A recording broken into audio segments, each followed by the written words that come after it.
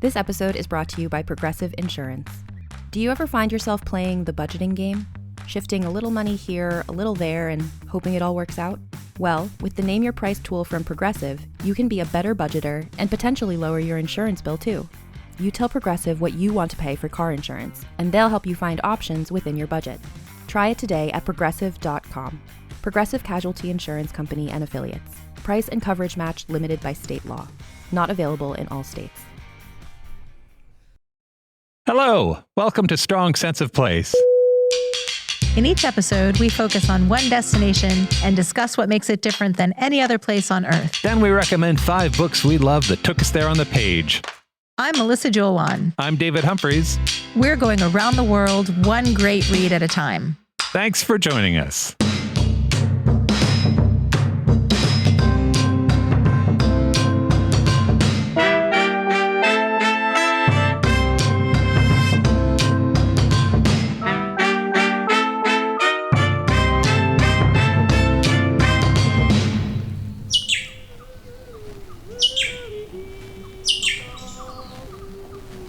Welcome to Season 4, Episode 36 of Strong Sense of Place.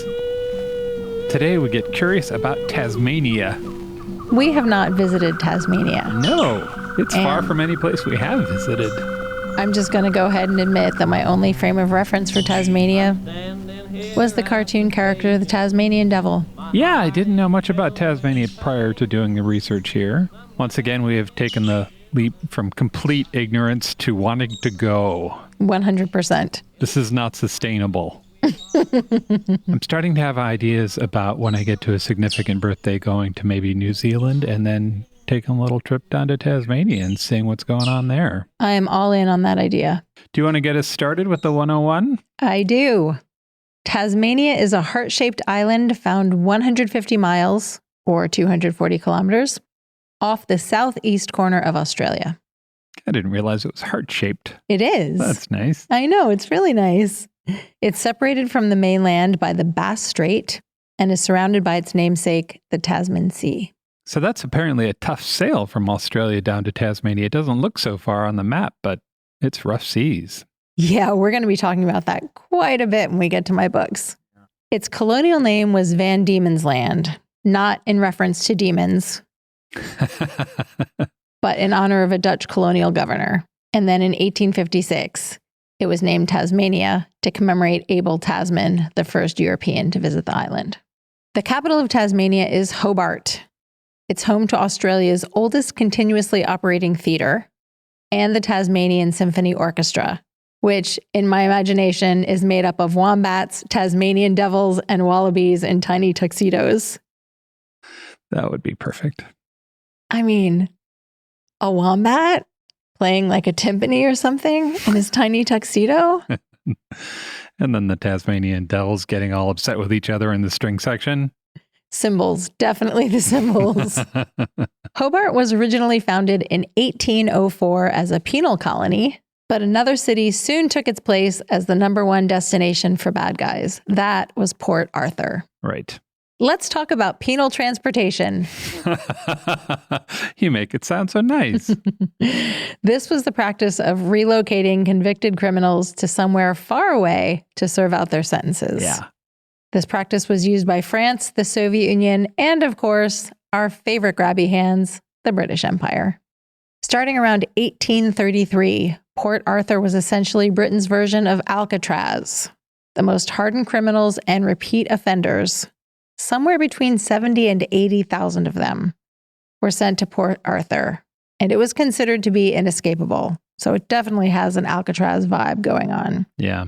This is also, for all intents and purposes, the edge of the world. The only thing further south is Antarctica. It's easy to understand why in 1800, if you thought you never wanted to see someone again, you could send them to Tasmania. The prison closed for good in 1877. Hurrah! It's now a UNESCO World Heritage Site and open-air museum. It has guided tours through the building ruins and really beautiful gardens. You can take a harbor cruise to see the island from the water, and there's a tour of the prison cemetery island nearby. We have one more piece of dark history that must be mentioned before we move on to the fun stuff. When the British colonized the island, The Aboriginal population was between 3,000 and 7,000. Within 30 years, all of them were wiped out due to infectious diseases and the Black War. If you want to know more about that, you might like The English Passengers by Matthew Neal. This is a historical novel that explores all of that dark stuff through the eyes of a handful of colonists, rogues, and Aboriginal tribe members. It is as entertaining as a story about really sad topics can be. Let's talk about nice things. Okay. There are lots of good things in Tasmania. There are. The number one reason to visit Tasmania is its stunning nature. Much of the island is still densely forested. It has lots and lots of waterfalls and beaches of both the white sand and dramatic rock varieties. There's something for every type of beachgoer. You can go hiking, kayaking, rafting, snorkeling, and watch the Southern Lights. I have to note that place names in Tasmania are fantastic. What have you got? There's the Bay of Fires. Nice.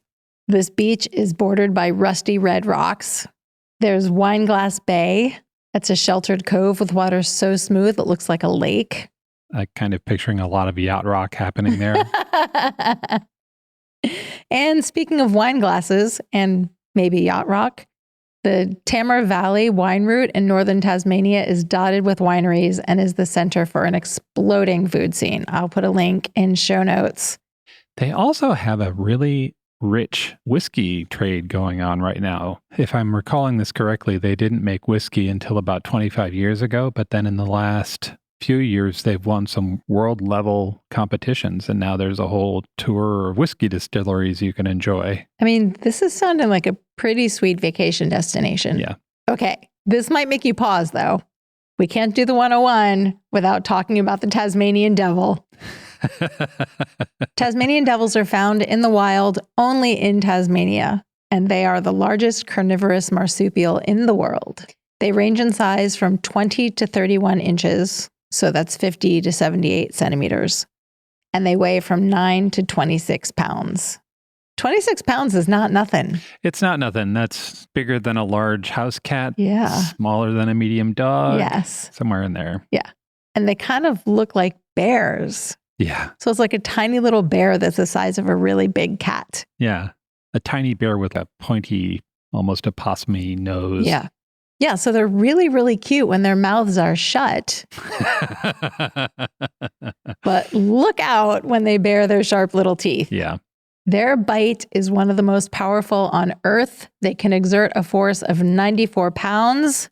I think I read they can bite through steel. Yeah, I've definitely heard that they can snap your arm. Feisty. But I like to think that I would make friends with the Tasmanian devil, and he would hiss at everybody else, but he and I would see eye to eye. You would have an understanding? We would have an understanding. Here is where the cartoon adaptation comes from.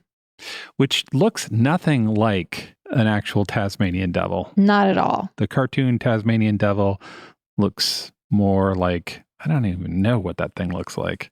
For me, it's like a cross between Magilla gorilla shrunken down and a bulldog. A bulldog. Yeah. Yeah. I think you're right.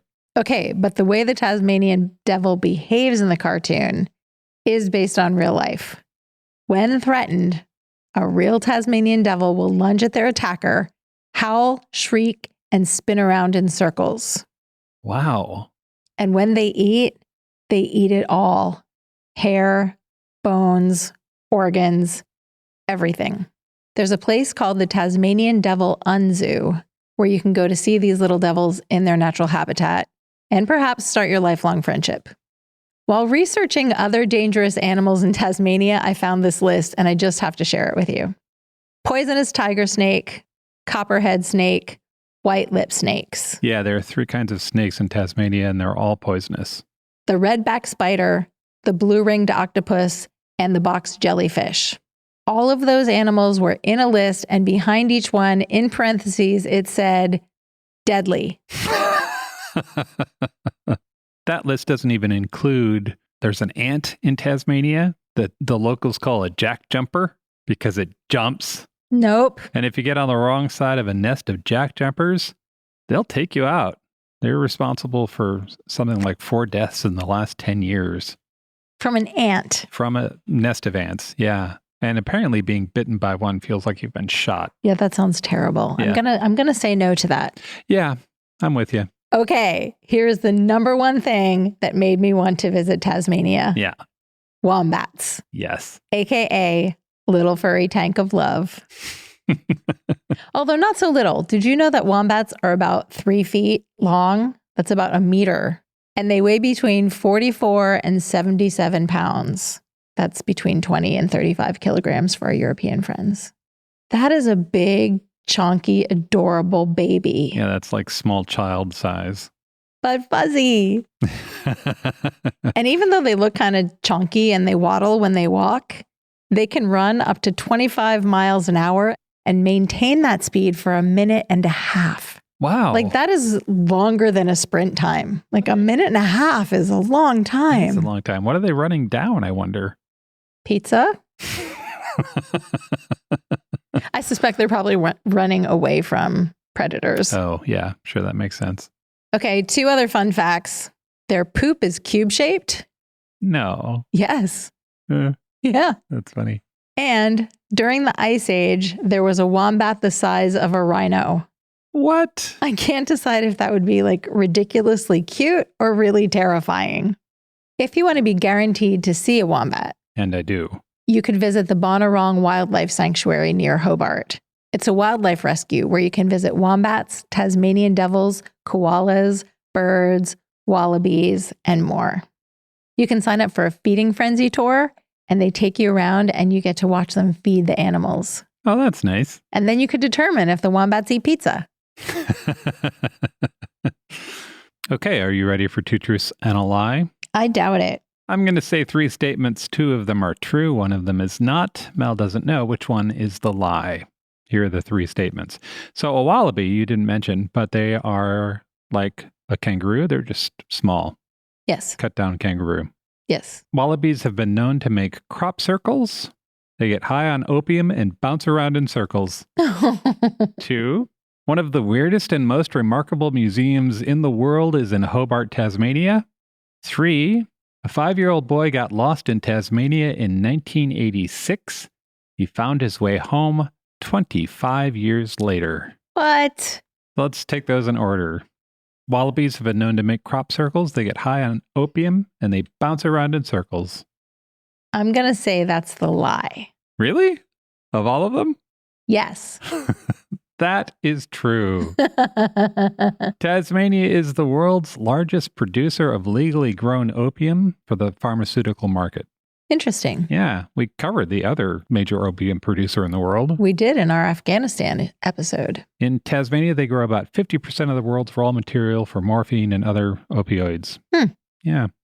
And apparently, some wallabies can't resist the midnight oil. The then Attorney General Laura Giddings said back in 2009, quote, "We have a problem with wallabies entering poppy fields, getting as high as a kite and going around in circles." Oh, poor little wallabies. Then they crash. You see crop circles in the poppy industry from wallabies that are high. I know. We will have a picture of a wallaby-created crop circle for you on the site. Second statement. One of the weirdest, most remarkable museums in the world is in Hobart, Tasmania. I mean, obviously, that's got to be true. It's a subjective call, of course, but also, I'm pretty sure. We need to talk about Hobart's Museum of Old and New, Okay. or MONA. Everything I'm about to tell you is true, but it sounds like something science fiction author Neil Stephenson would make up. Oh, I can't wait to hear it. Yeah. So let's start with David Walsh, the museum's founder. David Walsh was born in 1961 in Hobart. He is from a working class neighborhood. He's good at math. He grows up, he goes to college. He and his college buddies think, we're good at math. I bet we can beat gambling. And they do. They try their hands at blackjack, and they're okay at that, but they really get wealthy when they develop a system for beating horse racing. Interesting. Yeah. Walsh makes millions on that. On horse racing. Yep. Specifically electronic horse racing. Yeah. It's reported that in 2009, in just 2 weeks of betting, he and his buddies took home $16 million. Wow. And he has been doing that for years. I want to say good for him, but also, I don't know. What an interesting way to make your money. Yeah. So he loves art and he wants to give back and he wants to open a museum. Okay, that's pretty cool. Yeah. So he did. Back in 2001, he opened a museum of antiquities. Then about 5 years later, he decided that wasn't good enough. He tore that place down. And then he spent $75 million to build a complex that would hold $100 million in art. It is the largest privately funded museum in the Southern Hemisphere. The museum's intention is to challenge you on what a museum is. Okay. So there are no brightly lit rooms. Instead, you descend into a series of dark subterranean galleries. There's a maze of stairways. There are no labels on the art. What? Yep. There's an app that does some guiding. It has different channels that you can tune into. The track that gives you the most traditional information is called Art Wank. Rude. Yeah. But there's another that's called Media, which is sometimes artist interviews and sometimes music. And there's a couple other channels that you can switch between. So you and everybody else are going to have a different perspective on the art. Mm-hmm. They seem to do a lot of special events. Sometimes you can spend the night in the museum. They used to have a naked tour where you'd go through the museum naked. Wow. But I couldn't find that recently. And as you might expect from a museum that's trying to challenge you, the exhibitions are varied. Some border on traditional. They have a really nice ancient sarcophagus. They've got beautiful, fairly standard sculptures, and others are less traditional. There's a mural of a snake that's made of 1,600 smaller paintings. Oh, that's pretty cool. Yeah. There's a 2-story waterfall that shows you words people are looking up on Google. Neat. Yeah. There's a machine that emulates the human digestive system. It poops every day around 2. The museum has a strong theme of sex and death. This is probably not where you want to take the kids. You have been warned. As you can imagine, the reviews of this place are decidedly mixed. They go all the way from absolutely incredible to a sickening disgrace that should be closed down. It is unclear that the negative reviews knew what they were getting into when they went to the museum. The museum also has a bar and a few restaurants. It sponsors festivals twice a year. These celebrations have drawn people like Laurie Anderson and Nick Cave. That sounds about right. The museum also has a sense of humor about itself. I find this really endearing. If you want to find out more about that, head over to the website and take a look. This is a can't miss place if you're a certain kind of person. It's the Mona Museum just outside of Hobart. You look skeptical. I was just thinking about when you described that the art wasn't labeled. I felt a little challenged by that because I love to go to a museum and read every single word on every single placard and every exhibit, which is why I'm always exhausted when we leave museums, but I love to do that. So I felt kind of challenged by that. And then when you described the art, I was like, oh yeah, this thing would challenge me in many ways, but it also sounds like a very worthwhile experience. Exactly that, right? It is intended to be challenging to you. For me, my definition of art has been something that changes the way that you look at something. I was reading about this museum and I was thinking this museum is itself a piece of art. Right. It will change the way that you consider museums. And whether or not you go in and you hate it or you go in and you love it, it is still going to make you think the next time you walk into a museum of the frame that you are seeing the work in. Yes. And I think that's amazing. It also seems fitting for a place like Tasmania. Tasmania sounds like it is challenging. Yeah. Okay, last statement. A 5-year-old boy got lost in Tasmania in 1986. He found his way home 25 years later. That's a lie, but only kind of. Sneaky. Yeah. Saru Brierley was born in India. His birth name is Shru Khan. When he was around 5, he and his slightly older brother, Guru, took a train to a nearby city, just the two of them. They got to the town, but Saru was exhausted and he collapsed on the platform. In my imagination, Guru thinks his brother needs some food, so he tells Saru to wait here. I'll be back. Saru wakes up a little while later, and he can't find his brother. He gets impatient, and he boards an empty train. Maybe it was the train he was on before, or he thought so. And he falls asleep again. When he wakes up, the train is traveling through an unfamiliar area, and he tries to get off at the station, but the door won't open. I assume the crew is just transporting the train from one station to another. Mm-hmm. So he's trapped on the train. Eventually, the train stops at Calcutta, which is now Kolkata. The crew lets him out. He doesn't know where he is. He's 5. He has no money, and he's 930 miles from home, or about 1,500 kilometers. Poor little nugget. Right? He knocks around Calcutta for a few weeks. People try to help him, but he can't describe his hometown well enough. So he's officially declared a lost child. Then he's adopted by the Brearley family of Hobart, Tasmania. And then he grows up in Hobart. In 2005, Google Earth was invented. And in about 2008, Saru wondered if he could use it to help him find his lost home. So over 3 years, he spends about 10,000 hours looking at Google Earth. Wow. He follows railway lines. He pieces together his memories at 5 with what he's seeing. Finally, one night in 2011, he sees an image of a fountain near the train tracks where he used to play. Oh my God. From there, he traces his path to his old home. And in 2012, so the next year, he went back to India. To hear him tell the story, he went to his old home. He walked around the corner from his old home. He saw 3 people standing there, and he knew the middle one was his mom. Oh my God. And she knew he was her son. Oh. He wrote a book about that ordeal. It's called A Long Way Home. In 2016, that was made into the feature film Lion, starring Dev Patel.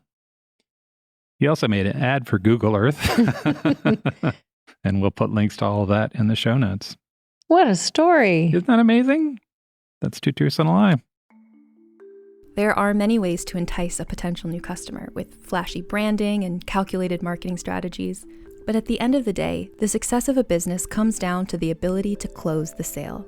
And for businesses like Thrive Cosmetics, Allbirds, or Skims, it's what goes on behind the scenes, making selling, and for shoppers, buying, simple that makes the difference.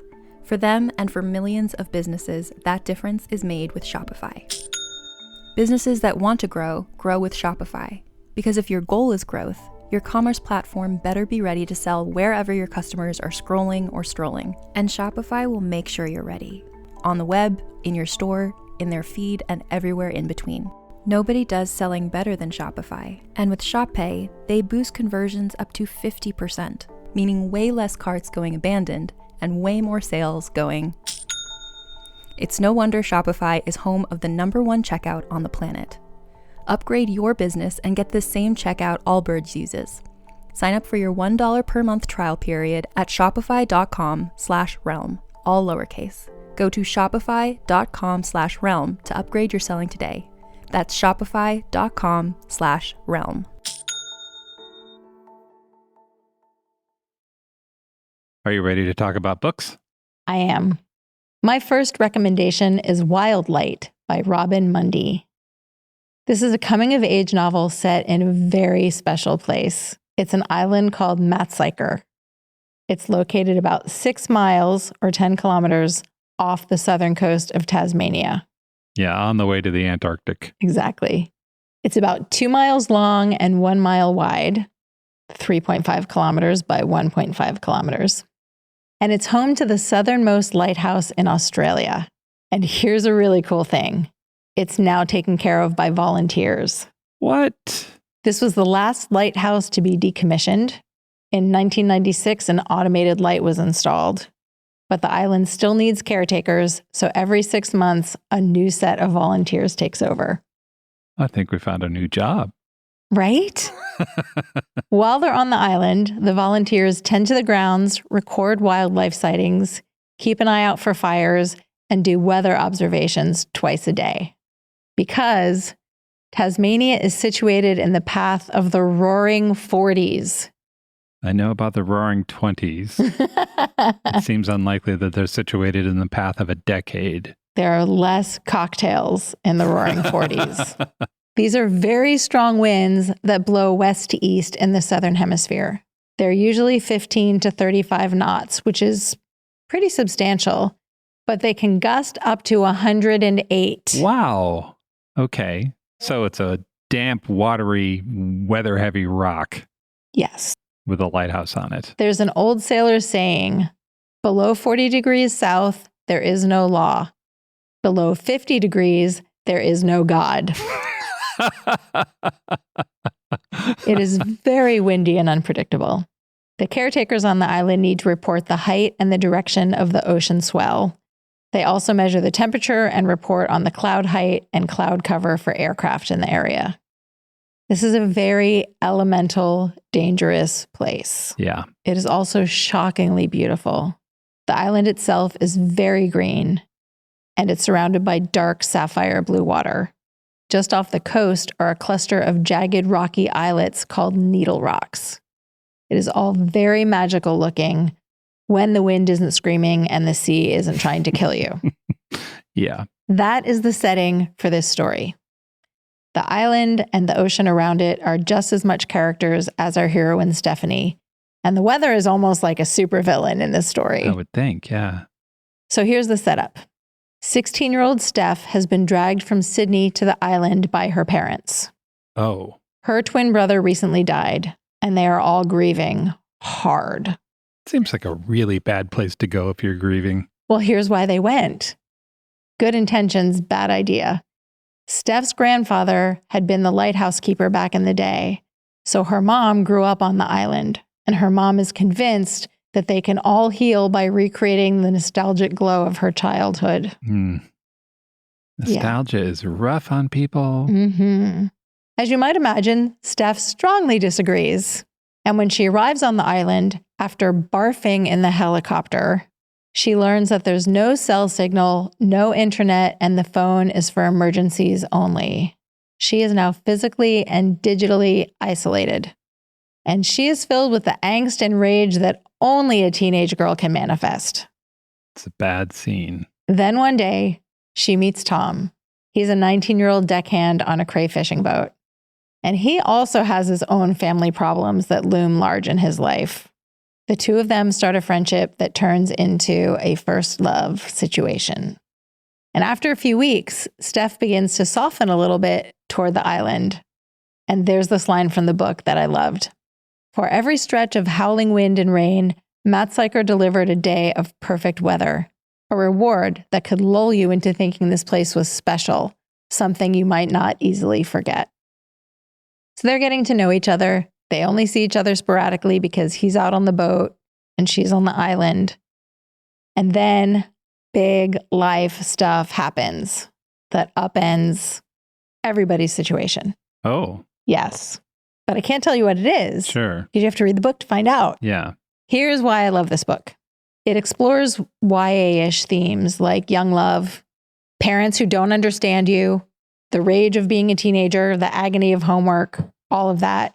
All the emotions. Yes. But it also delves into the after effects of tragedy and how healing actually happens after the bottom falls out of your life. This is not a YA book, even though our heroine is a teenager. The author, Robin Mundy, is an adventurer. She volunteered on Matt Syker Island for 4 months. Wow. And she has spent both summers and winters in Antarctica. Every year she works on a ship that sails to polar seas. And all of that shows in her writing. Her sensory descriptions of the plants and animals could only come from seeing them firsthand. And she weaves them into the plot in a meaningful way. So it's not just like descriptive paragraphs tacked on. The animals, the wind, the sea play a pivotal role in the story. And the weather is ever present. There are epic storms, including one that almost sinks Tom's boat. That scene was great. You can feel the wind. You can hear the seals barking offshore. This book fully captures the experience of chucking your everyday life to go somewhere that is truly otherworldly. That's Wild Light by Robin Mundy. And I will put amazing videos and photos of the island in show notes, along with the application link in case anyone wants to try being the caretaker. My first book is Carnivorous Nights on the Trail of the Tasmanian Tiger. Oh, good. I'm glad we're going to talk about the Tasmanian tiger. Yeah. The book is by Margaret Mittelbach, Michael Crudson, and illustrated by Alexis Rockman. So let's start with the Tasmanian tiger. Once upon a time, there was a marsupial that looked something like a large cat and a fox and a wolf all put together. If you saw it at night, you'd think maybe it was one of those things, but also no. The tiger was striped, and it had dark stripes against a yellow-brown coat. It carried its young in its pouch, and it could open its jaw really far. Like when you see it, you think that can't be right. The Tasmanian tiger is the size of maybe a mid-sized dog, but it looks like it can carry a watermelon around in its mouth. Wow. Yeah, just big jaw drop. And our tigers, also called thylacines, wandered around Australia and Tasmania for maybe 2 million years. They coexisted with indigenous Tasmanians for a long, long time. We talked a little bit about Europeans coming to Tasmania. Mm-hmm. The Europeans opened a colony in 1803. Eventually, they brought sheep with them. Then in 1817, not long after, a thylacine killed a sheep. Of course it did. Right. And that's about when it started looking bad for the thylacines. In 1830, Van Diemen's Land Company lost a lot of sheep.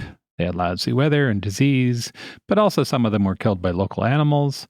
And if you can't make decent money when you're using prison labor, you're doing something really wrong. Right. So they started offering a bounty on the tigers. By 1888, they were offering £1 per dead adult tiger. The tigers were wiped out. The last known wild thylacine was killed in 1930. The last caged thylacine died on September 7th, 1936, at a poorly kept zoo in Hobart. Aw. Yeah, less than 100 years ago. Right? We have black and white films of Tasmanian tigers. That's how close they are to us. But the end story is that Tasmanian tigers survived the Australian wilderness for 2 million years. Then 133 years after they met Europeans, they were all dead. Or are they? So every year there are people who swear they've seen a thylacine running across a road or walking up a mountain or cutting through their backyard. I love this. There have been over 400 investigated sightings since 1930. And some of those people have credentials, right? Researchers and park rangers and the like, people who are risking their credibility by saying, I saw a tiger. Mm-hmm. There's a stuffed Tasmanian tiger in Manhattan's American Museum of Natural History, and that's where this book starts. 2 science nerds are sitting in front of a stuffed thylacine. How do I know they're science nerds? Because one of them founded the Secret Science Club in Brooklyn 15 years ago. That is adorable. Yeah. The site says, underground, shrouded in mystery, chock full of brainiacs. I love it. Yeah. They have monthly or so meetings, and we'll put a link in the show notes. So these 2 brainiacs are standing there, and they say, let's go find one. Let's go find a thylacine. They talk an artist friend of theirs into it, and then chapter 2, they're in Sydney, bound for the Tasmanian outback. Now, I don't want to spoil the book for you, but if they had found a thylacine, you probably would have heard about it by now.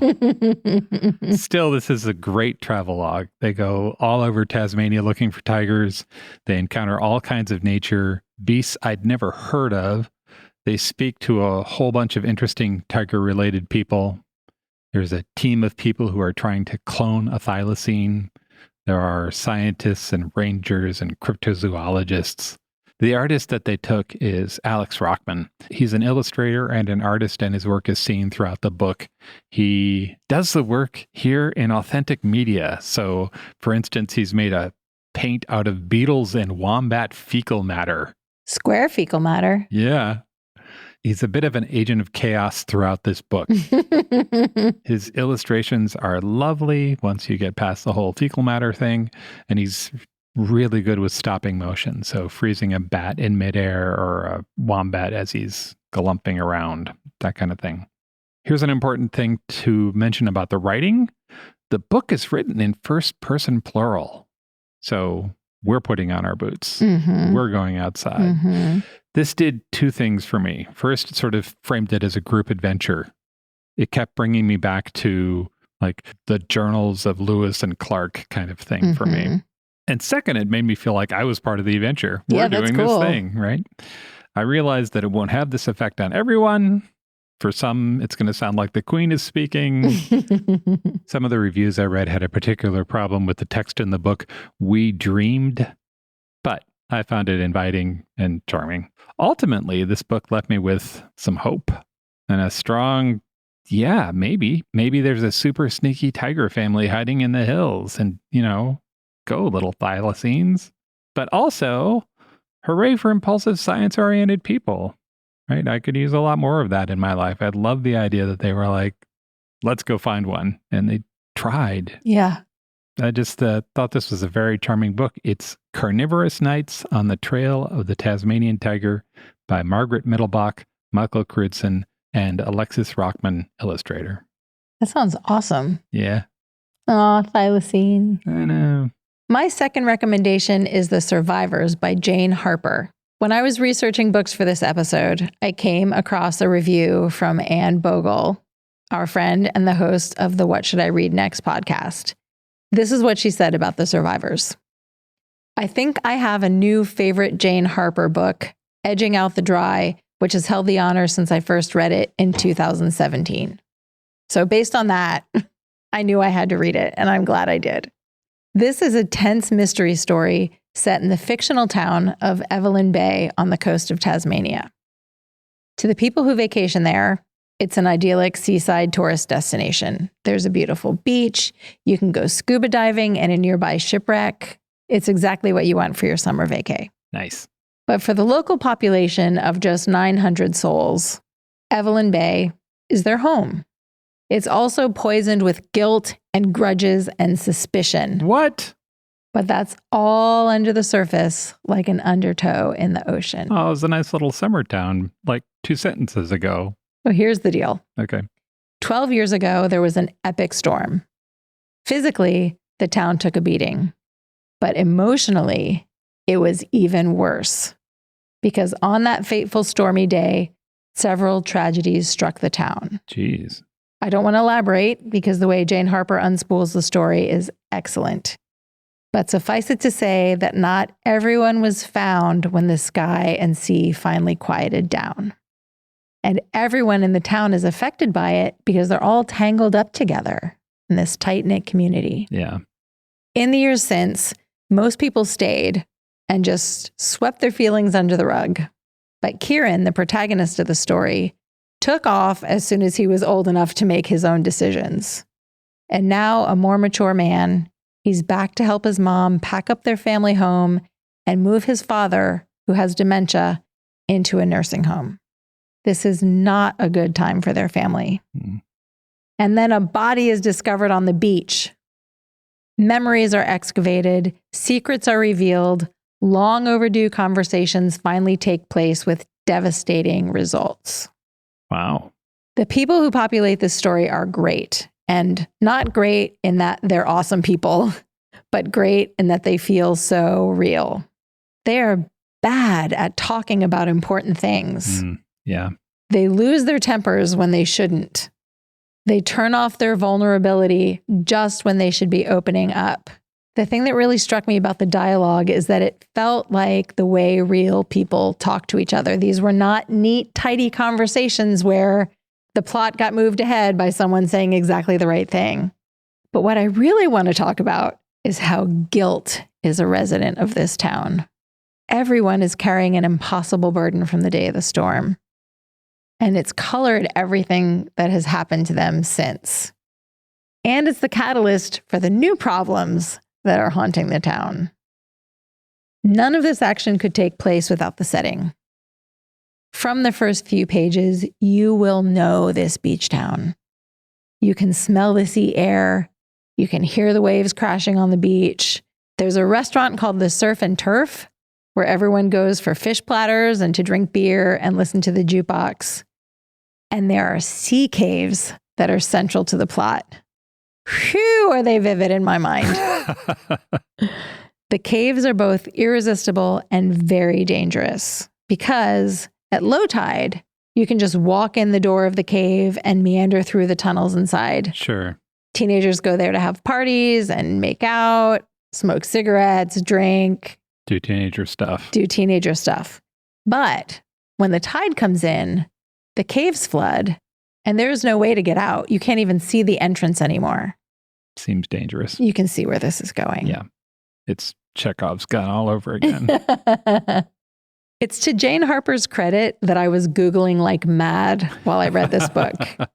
I love that when that happens, right? Yeah. You get so interested in something, you're like, oh, I need to know everything there is to know about this right now. In addition to the caves, in the book, there is a sculpture of 3 life-size humans rising up out of the sea at the site of a shipwreck. The descriptions are so vivid, I was sure that they were real, and I wanted to read the history of this sculpture. They are not real. It's a lie. It's a beautiful lie. Although there are more than 1,000 shipwrecks in the waters around Tasmania, the sculpture is not real.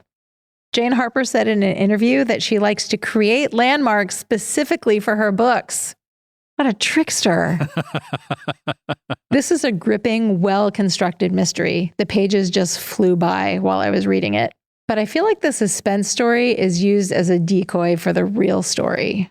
The real story is an exploration of grief and guilt and how a place can be haunted by collective memory.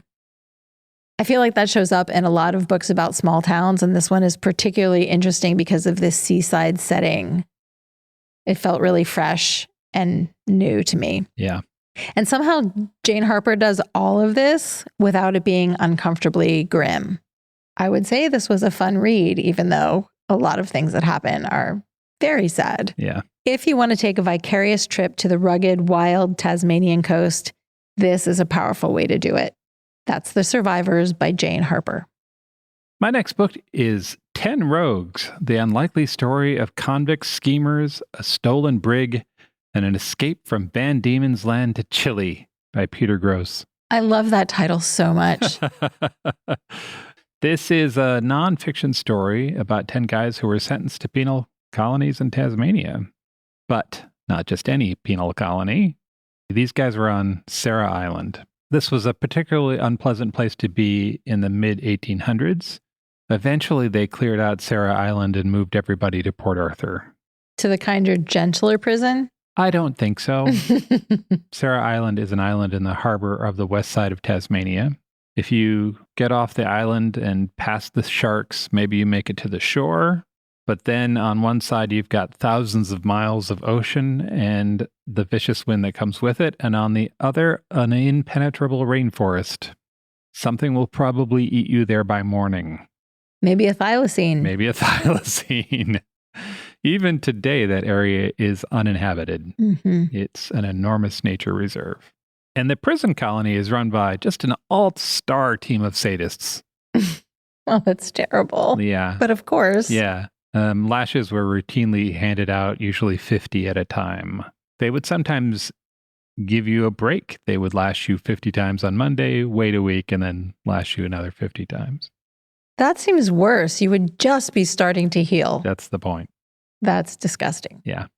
The prisoners... I just want to get a bag of Tasmanian devils and throw them at the warden. Yeah. Oh, we're doing good. The prisoners are on the island to make ships. So the wood in the rainforest is amazing for ships. And at that time, ships are the key to military supremacy. One day, in January of 1834, these 10 prisoners take advantage of some business that's going on with the colony, and they steal an unfinished ship. Very exciting. Yeah. They manage to do that without spilling a drop of blood.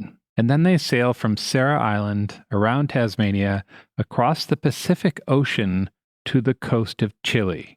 Wow. That's about 6,700 miles, or almost 11,000 kilometers. That's New York to LA and back again and then some, or Moscow to Paris twice. They did that without a map. Oh my goodness. Or without much food. And there's only 10 of them, right? There's 10 on the of them. ship. Doesn't it take more than 10 hands to Yes. run a ship of that size? Yeah. Okay. And the boat was leaky because it wasn't finished yet. Yeah. So 2 guys are always down in the hold bailing out the ship. Wow. That sounds like a really unfun job. Yeah. They used a navigation method called dead reckoning. That's where you think, well, we were going this fast and we were headed in this direction, so we're probably here. Other people would call it guessing. Informed guessing. Yeah. Yeah. The voyage is one of the greatest desperation plays of all time. That they didn't vanish into the sea on day 4 is amazing. That they ended up sailing for 6 weeks until they found Chile is just what? Mm-hmm. The author, Peter Gross, made the good choice to center the story on one of the rogues. So he sort of picked a hero. This guy's name is Jimmy Porter. Here's the first paragraph of the book. It's hard to know whether to like or dislike Jimmy Porter. He was, by his own account, a killer and a thief. He was also a deserting husband and father and a tireless schemer and con man. His real persona bears a fair resemblance to one of those enduring heroes of popular fiction, the lovable rogue. He was a self-pitying liar, but then his survival more than once depended on his being economical with the truth. And if his survival led to a few clamorous bouts of self-promotion and fact-twisting, well, what are lovable rogues for? Part of the book, and maybe the main story here, is deciding where you personally come down with Jimmy. On one hand, he does some truly terrible things. And on the other, he also faces death maybe a dozen times and somehow walks away. He's sentenced to hang 5 times through the course of this book. And he also wrote 2 books about his life. Wow. Which were mostly a bag of lies, but still. One of the fun things about this book is that the author quotes Jimmy, his books, and then breaks down why Jimmy couldn't possibly have been telling the truth. The book also gives you a good look at the British correctional system of the 1800s. I'm going to guess that it's not very nice.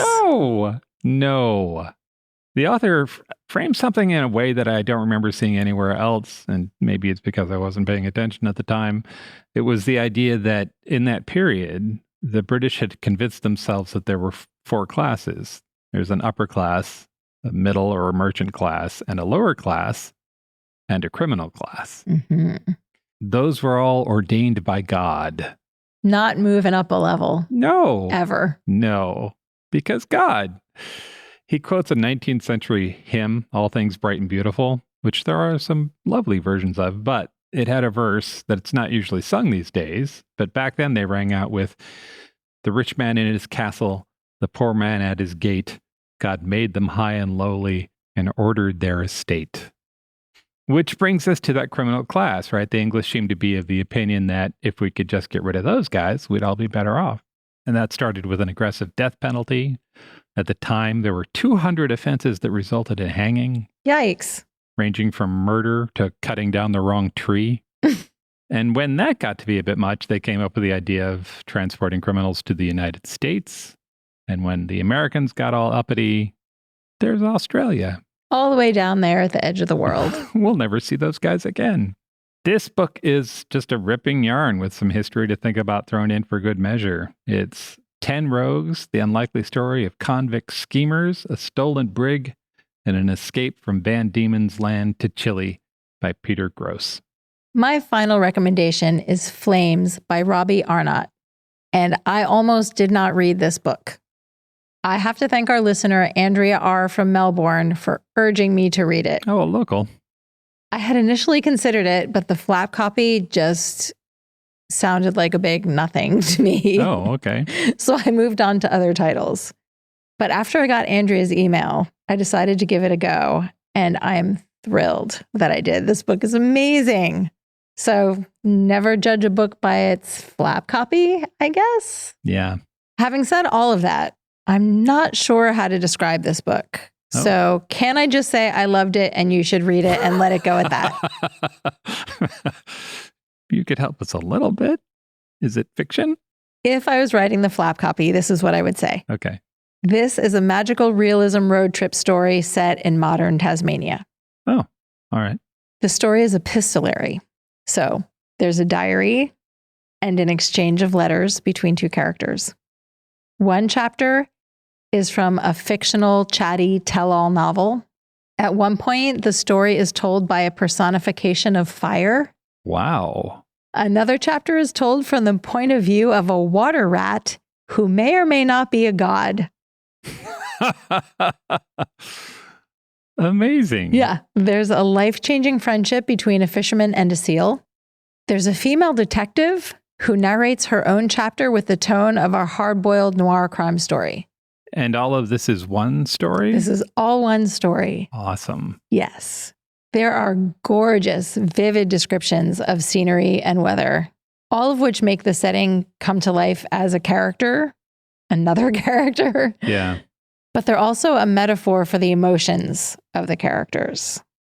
And if all of this sounds too heady and literary, I understand why you might think that. But I'm going to tell you, it is very readable.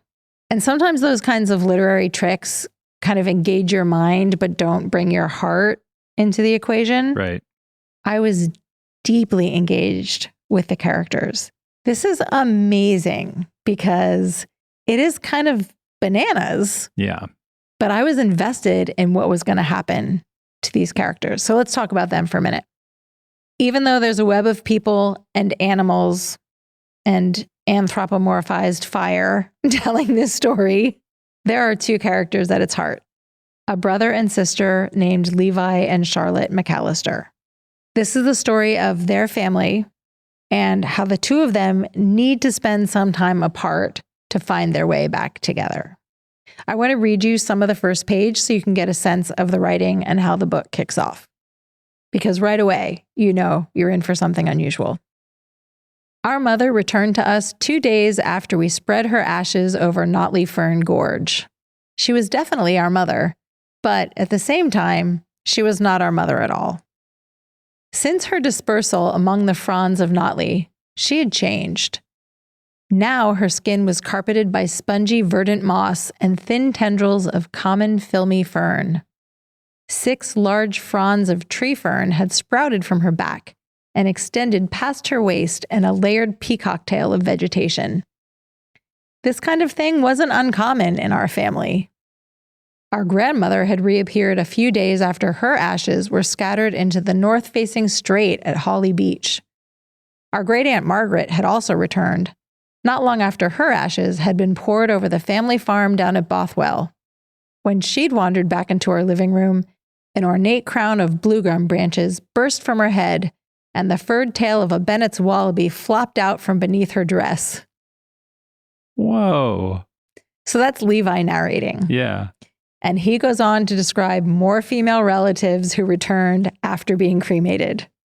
After his mom's return, he decides that the best way to protect his little sister Charlotte is to build her a sturdy coffin so that when she dies, she'll stay dead. But Charlotte is only 23. And when she figures out what Levi is doing, she hits the road. She decides she's got to get out of this family house.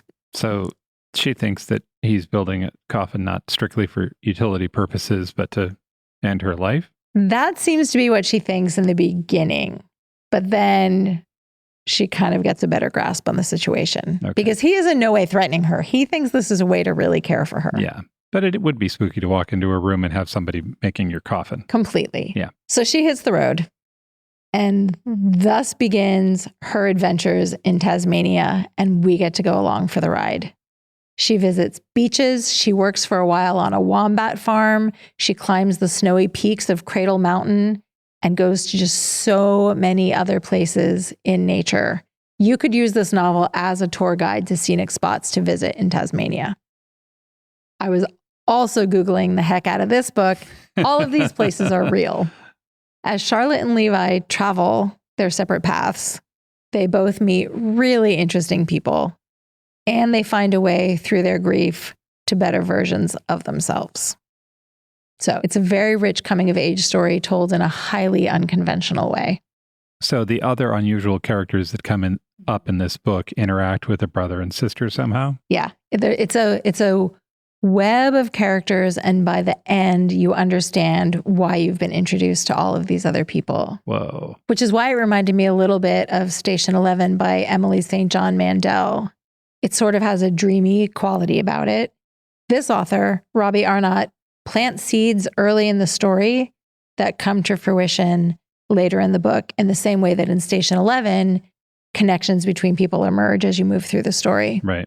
The thing that I really was struck by is that every detail he includes and every line of dialogue has a reason for being there, although you might not really understand what it is at the time that you're reading it. This book made me whoop with delight a few times, which is one of my favorite reading experiences. And when I finished the last page, I immediately voxed a friend and said, you need to get your hands on this book right now. If you want to read something like nothing you've ever read before and get a very strong sense of traveling around Tasmania, this is the one. It's Flames by Robbie Arnott. Those are 5 books we love set in Tasmania. For more information, visit our site at strongsenseofplace.com. Once again, the show notes are going to be packed with eye-popping photos and amazing videos. The thylacine, Matsuyker Island, the application to be a lighthouse caretaker. I mean, it's a treasure trove. Wallaby crop circles. I mean, you probably didn't even know wallaby crop circles existed 40 minutes ago, and now you've got to see one, right? Definitely. If you enjoy the show, you might want to join us on Patreon. It's a little bit like the DVD extras for our show. It is. We share more fun facts and stories about the destinations that we've talked about in the podcast. And we have very invigorating conversations with our patrons about reading tips, their vacation highlights, must-read books that they've just read, and lots more. That's also where you can join us for live online events like our holiday parties and our exclusive book club meetings. Oh, and someday soon, we hope, when we have in-person events, our patrons will get first dibs on tickets. Yeah, we haven't have anything planned immediately, but we are looking at it, thinking about it, moving toward it. So many fun ideas. Also, by backing us on Patreon, you get to become a patron of the art. It's very fancy. Put it on your resume. I am a patron of the arts. Also, Strong Sense of Place is a listener-supported podcast, so your support is just everything to us. We have various contribution levels for you to support the show. We do, and you get a really fun title. We have aiders, abettors, and accomplices. I love having accomplices. Yeah.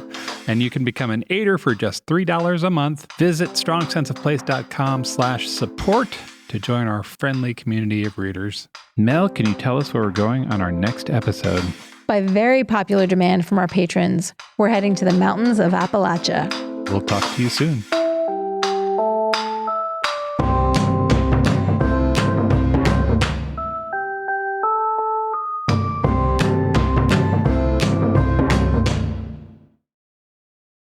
The Warning Woods has haunting horror stories that are sure to linger with you long after listening. I'm Miles Treidel, writer and narrator of The Warning Woods. Each week, I write an original scary story and share it with you on The Warning Woods. I've written 2 novels and nearly 200 short stories spanning the horror genre. If you're into scary stories, you need to check out The Warning Woods. Listen on Spotify, Apple Podcasts, or wherever you get your podcasts.